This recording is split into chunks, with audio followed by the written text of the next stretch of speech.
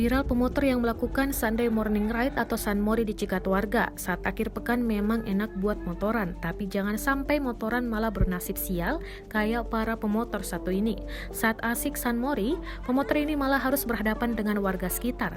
Video ini pun diunggah oleh akun Instagram @infokukar. Menurut pengunggah, video direkam di Desa Batua, Kecamatan Loajanan, Kabupaten Kutai Kartanegara. Dalam video terlihat warga turun ke jalan untuk mencegat para pemotor yang Sunmori. Para peserta Sunmori pun terlihat kaget banyaknya warga yang menghadang mereka. Pemotor tersebut disuruh turun dari motor masing-masing. Mereka yang ingin melewati jalur tersebut disuruh mematikan motornya. Untuk melintasi jalur tersebut, para pemotor Sunmori ini pun diminta menuntun motornya masing-masing. Usut punya usut, ternyata warga merasa terganggu dengan aksi peserta Sunmori.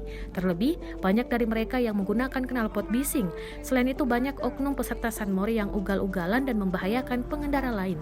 Oleh karenanya, para warga turun ke jalan untuk mencegat para peserta Sunmori tersebut dan menyuruh mereka menuntun motor mereka. Aksi warga ini pun banyak mendapat komentar dari warganet.